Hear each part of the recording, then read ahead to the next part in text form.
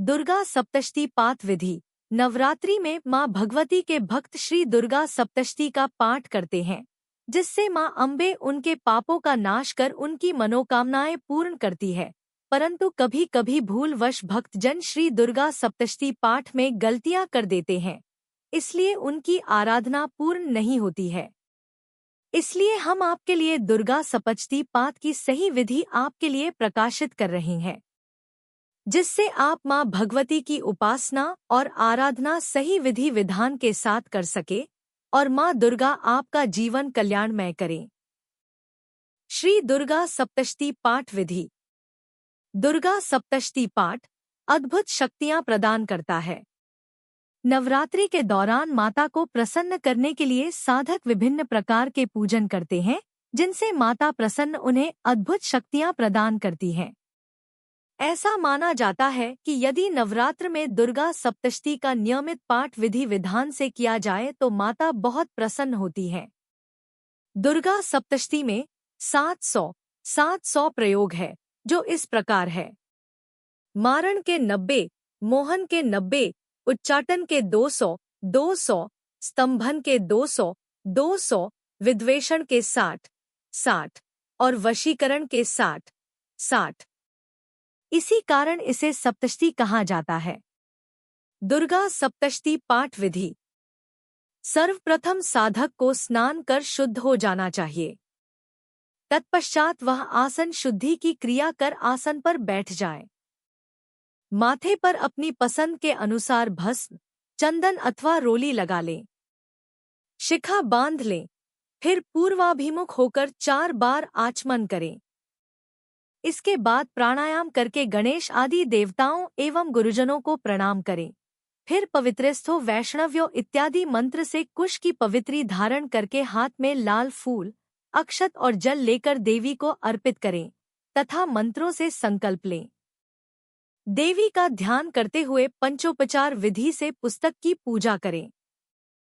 फिर मूल नवार्ण मंत्र से पीठ आदि में आधार शक्ति की स्थापना करके उसके ऊपर पुस्तक को विराजमान करें।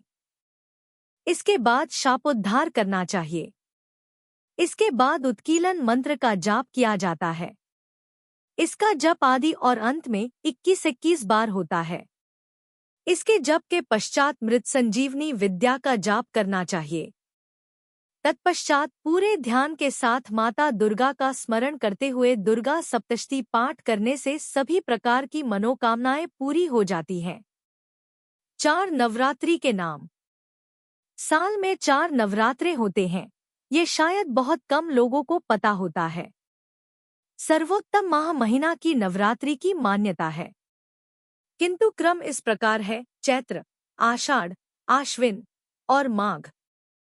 प्रायः उत्तर भारत में चैत्र एवं आश्विन की नवरात्रि लोग विशेष धूमधाम से मानते हैं, किंतु दक्षिण भारत में आषाढ़ और माघ की नवरात्रियां विशेष प्रकार से लोग मनाते हैं। सच तो यह भी है कि जिनको पता है वो चारों नवरात्रियों में विशेष पूजन इत्यादि करते हैं। कथा। सुरत और समाधि नाम के राजा एवं वैश्य का मिलन किसी वन में होता है और वे दोनों अपने मन में विचार करते हैं कि हम लोग राजा एवं सभी संपदाओं से युक्त होते हुए भी अपनों से विरक्त हैं, किंतु यहाँ वन में ऋषि के आश्रम में सभी जीव प्रसन्नता पूर्वक एक साथ रहते हैं। यह आश्चर्य लगता है कि क्या कारण है जो गाय के साथ सिंह भी निवास करता है और कोई भय नहीं है। जब हमें अपनों ने परित्याग कर दिए तो फिर अपनों की याद क्यों आती है। वहाँ ऋषि के द्वारा यह ज्ञात होता है कि यह उसी महामाया की कृपा है, सो पुनः ये दोनों दुर्गा की आराधना करते हैं और सप्तशती के 12वें अध्याय में आशीर्वाद प्राप्त करते हैं और अपने परिवार से युक्त भी हो जाते हैं। भाव। जो कोई भी माँ जगदम्बा की शरण लेगा उसके ऊपर माँ की असीम कृपा होगी, संसार की समस्त बाधा का निवारण करेंगी। अतः सभी को दुर्गा सप्तशती का पाठ तो करना ही चाहिए और इस ग्रंथ को अपने कुलपुरोहित से जानना भी चाहिए। दुर्गा सप्तशती के अलग अलग प्रयोग से कामना पूर्ति। लक्ष्मी, ऐश्वर्य, धन संबंधी प्रयोगों के लिए पीले रंग के आसन का प्रयोग करें। वशीकरण, उच्चाटन आदि प्रयोगों के लिए काले रंग के आसन का प्रयोग करें। बल, शक्ति आदि प्रयोगों के लिए लाल रंग का आसन प्रयोग करें। सात्विक साधनाओं, प्रयोगों के लिए कुश के बने आसन का प्रयोग करें। वस्त्र, लक्ष्मी संबंधी प्रयोगों में आप पीले वस्त्रों का ही प्रयोग करें। यदि पीले वस्त्र न हो तो मात्र धोती पहन ले एवं ऊपर शाल लपेट लें। आप चाहे तो धोती को केशर के पानी में भिगोकर पीला भी रंग सकते हैं। हवन करने से जायफल से कीर्ति और किशमिश से कार्य की सिद्धि होती है। आंवले से सुख और केले से आभूषण की प्राप्ति होती है। इस प्रकार फलों से अर्घ्य देकर यथाविधि हवन करें। खांड, घी, गेहूं, शहद, जौ, तिल, बिल्वपत्र, नारियल, किशमिश और कदम से हवन करें। गेहूं से होम करने से लक्ष्मी की प्राप्ति होती है। खीर से परिवार, वृद्धि, चंपा के पुष्पों से धन और सुख की प्राप्ति होती है। आंवले से कीर्ति और केले से पुत्र प्राप्ति होती है। कमल से राज सम्मान और किशमिश से सुख और संपत्ति की प्राप्ति होती है। खांड, घी, नारियल, शहद, जौ और तिल इनसे तथा फलों से होम करने से मनवांछित वस्तु की प्राप्ति होती है। इस महाव्रत को पहले बताई हुई विधि के अनुसार जो कोई करता है उसके सब मनोरथ सिद्ध हो जाते हैं। नवरात्र व्रत करने से अश्वमेध यज्ञ का फल मिलता है।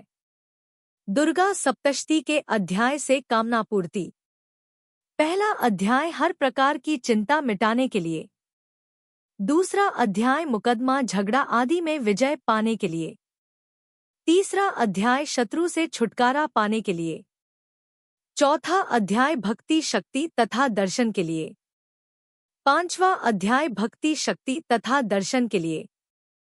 छठा अध्याय डर, शक, बाधा हटाने के लिए। सातवां अध्याय हर कामना पूर्ण करने के लिए। आठवां अध्याय मिलाप व वशीकरण के लिए। नवां अध्याय गुमशुदा की तलाश, हर प्रकार की कामना एवं पुत्र आदि के लिए। 10वां अध्याय गुमशुदा की तलाश, हर प्रकार की कामना एवं पुत्र आदि के लिए। 11वां अध्याय व्यापार व सुख संपत्ति की प्राप्ति के लिए। 12वां अध्याय मान सम्मान तथा लाभ प्राप्ति के लिए। 13वां अध्याय भक्ति प्राप्ति के लिए। वैदिक आहुति की सामग्री। पहला अध्याय एक पान पर देशी घी में भिगोकर एक कमलगट्टा, एक सुपारी, 2 लौंग, 2 छोटी इलायची, गुग्गुल, शहद यह सब चीजें सुरवा में रखकर खड़े होकर आहुति देना। दूसरा अध्याय पहला अध्याय की सामग्री अनुसार गुग्गुल विशेष। तीसरा अध्याय पहला अध्याय की सामग्री अनुसार श्लोक सन 38 शहद। चौथा अध्याय पहला अध्याय की सामग्री अनुसार श्लोक सन 1 से 11 मिश्री व खीर विशेष। चौथे अध्याय के मंत्र संख्या 24 से 27 तक इन 4 मंत्रों की आहुति नहीं करना चाहिए। ऐसा करने से देह नाश होता है। इस कारण इन 4 मंत्रों के स्थान पर ओम नमः चंडिकाय स्वाहा बोलकर आहुति देना तथा मंत्रों का केवल पाठ करना चाहिए। इनका पाठ करने से सब प्रकार का भय नष्ट हो जाता है। 5वां अध्याय पहला अध्याय की सामग्री अनुसार श्लोक सन 9 मंत्र कपूर, पुष्प व ऋतुफल ही है। 6ठा अध्याय पहला अध्याय की सामग्री अनुसार श्लोक सन 23 भोजपत्र। 7वां अध्याय पहला अध्याय की सामग्री अनुसार श्लोक सन 10 2 जायफल, श्लोक संख्या 19 में सफेद चंदन, श्लोक संख्या 27 में इंद्रजौ। 8वां अध्याय पहला अध्याय की सामग्री अनुसार श्लोक संख्या 54 एवं 62 लाल चंदन। 9वां अध्याय पहला अध्याय की सामग्री अनुसार श्लोक संख्या 37 में एक बेलफल, 40 में गन्ना। 10वां अध्याय पहला अध्याय की सामग्री अनुसार श्लोक संख्या 5 में समुद्र झाग, 31 में कत्था। 11वां अध्याय पहला अध्याय की सामग्री अनुसार श्लोक संख्या 2 से 23 तक पुष्प व खीर, श्लोक संख्या 29 में गिलोय, 31 में भोजपत्र, 39 में पीली सरसों, 42 में माखन मिश्री, 44 में अनार व अनार का फूल श्लोक संख्या 49 में, पालक श्लोक संख्या 54 एवं 55 में फूल चावल और सामग्री। 12वां अध्याय पहला अध्याय की सामग्री अनुसार श्लोक संख्या 10 में नींबू काटकर रोली लगाकर और पेठा श्लोक संख्या 13 में, काली मिर्च श्लोक संख्या 16 में, बालखाल श्लोक संख्या 18 में, कुशा श्लोक संख्या 19 में, जायफल और कमल गट्टा श्लोक संख्या 20 में, ऋतु फल, फूल, चावल और चंदन श्लोक संख्या 21 पर, हलवा और पुरी श्लोक संख्या 40 पर, कमल गट्टा, मखाने और बादाम श्लोक संख्या 41 पर, इत्र, फूल और चावल। 13वां अध्याय पहला अध्याय की सामग्री अनुसार श्लोक संख्या 27 से 29 तक फल व फूल। साधक स्नान करके पवित्र हो आसन शुद्धि की क्रिया संपन्न करके शुद्ध आसन पर बैठे, साथ में शुद्ध जल, पूजन सामग्री और श्री दुर्गा सप्तशती की पुस्तक रखे। पुस्तक को अपने सामने काष्ठ आदि के शुद्ध आसन पर विराजमान कर दे। ललाट में अपनी रुचि के अनुसार भस्म, चंदन अथवा रोली लगा ले, शिखा बांध ले, फिर पूर्वाभिमुख होकर तत्वशुद्धि के लिए 4 बार आचमन करे। उस समय अग्रांकित 4 मंत्रों को क्रमशः पढ़े। आत्मतत्वं शोध्यामि नमः स्वाहा, ह्रीं विद्यातत्वं शोध्यामि नमः स्वाहा, क्ली शिवतत्वं शोध्यामि नमः स्वाहा, हरि क्ली सर्वतत्वं शोध्यामि नमः स्वाहा। तत्पश्चात प्राणायाम करके गणेश आदि देवताओं एवं गुरुजनों को प्रणाम करें। फिर पवित्रेस्थो वैष्णव्यो सवितुर्वः प्रसवः, उत्पुनाम्य छिद्रेण पवित्रेण सूर्यस्य रश्मिभ्यः, तस्यते पवित्रप्ते पवित्रपूतस्य यत्कामः पुने तच्छकेयम् इत्यादि मंत्र से कुश की पवित्री धारण करके हाथ में लाल फूल, अक्षत और जल लेकर निम्नांकित रूप से संकल्प करें। विष्णुर्विष्णुर्विष्णुः नमः परमात्मने।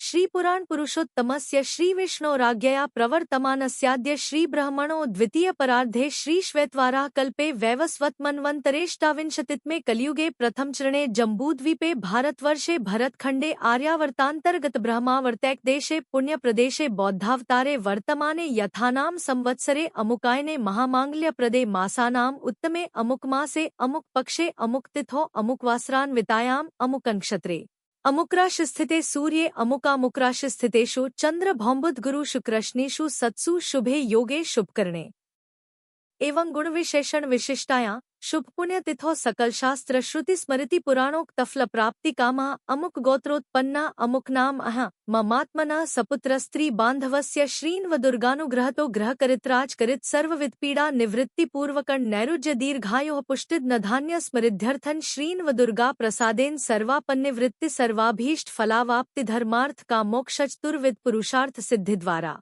श्री महाकाली महालक्ष्मी महासरस्वती देवता प्रीत्यर्थन शापोद्धार पुरस्सरण कवचार ग्लाकील पाठ वेद तंत्रोक्तरात्रिसूक्त पादे व्यथर्वशीर्ष पाठन्यास विधिस हितनवार नजप सप्तशतीन्यास ध्यान सहित चरित्र संबंधी विनियोगन्यास ध्यान पूर्वकं च मार्कंडे उवाच सावर्ण्यः सूर्यतन्यो यो मनुः कथ्यतेष्टमा इत्याद्यारभ्य सावर्णिर्भविता मनुः इत्यंत दुर्गा सप्तशती पाठन तदंते न्यासविधिस हित नवार्ण मंत्र जपन वेद तंत्रोक्त देवी सूक्त पाठ रहस्यत्रय पठनन शापोद्धारादिकं च करिष्ये।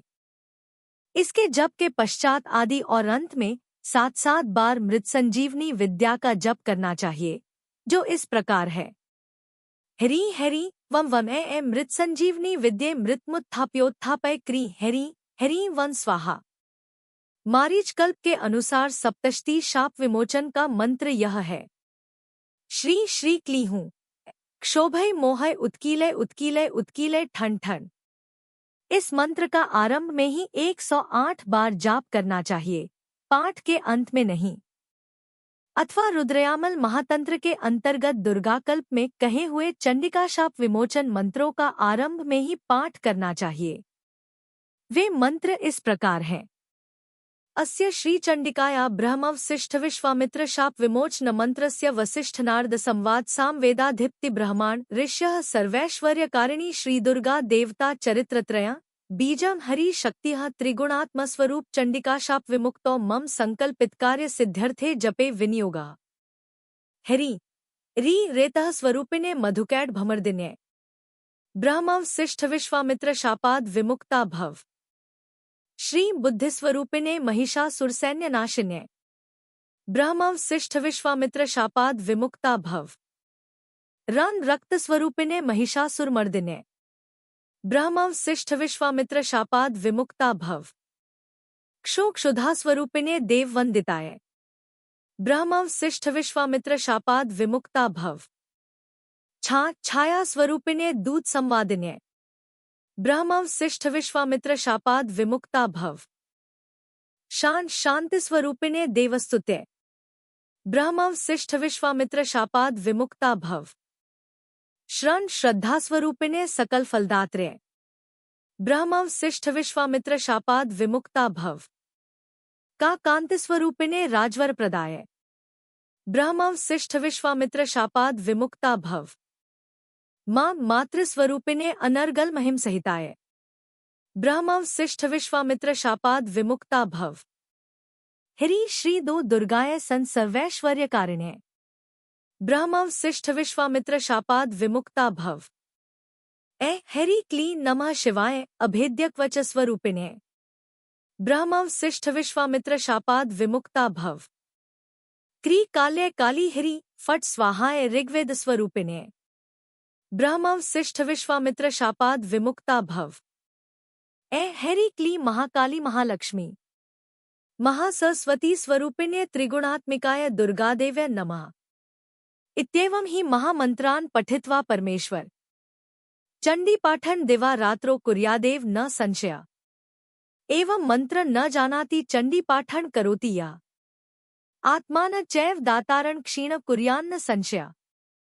इस प्रकार शापोद्धार करने के अनंतर अंतर्मात्रिका भिर्मात्रिका आदि न्यास करे, फिर श्रीदेवी का ध्यान करके रहस्य में बताए अनुसार 9 कोष्ठों वाले यंत्र में महालक्ष्मी आदि का पूजन करे।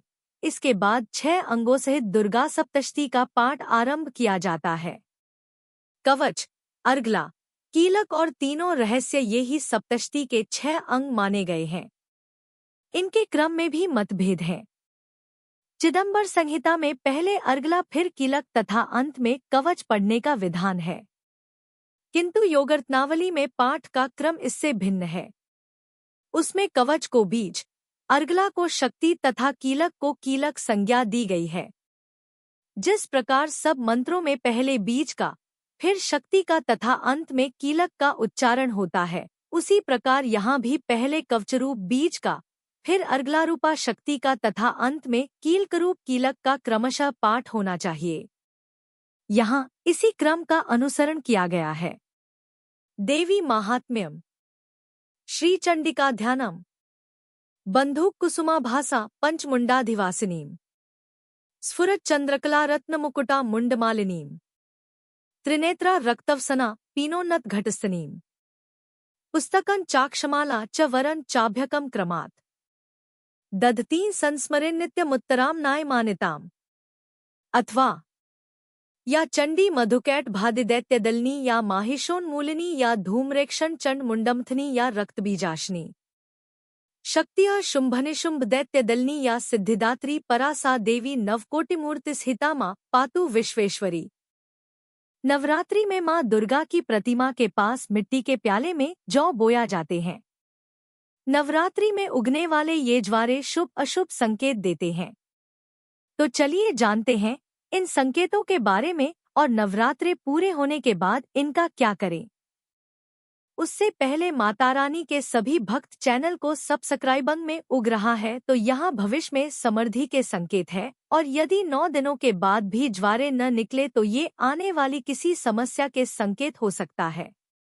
नवरात्रि के बाद ज्वारों को प्याले से बाहर निकालें और इसमें से कुछ ज्वारों को लेकर घर के पूजा स्थल पर रखें। कुछ ज्वारों को पैसों के स्थान या तिजोरी में रखें। बचे हुए ज्वारों में से 1 या 2 घर के सभी लोग अपने बटुए में रखें। इसके बाद बचे ज्वारों को किसी नदी में प्रवाहित कर दें। जय मां दुर्गा। वीडियो को लाइक और शेयर करना ना भूलें।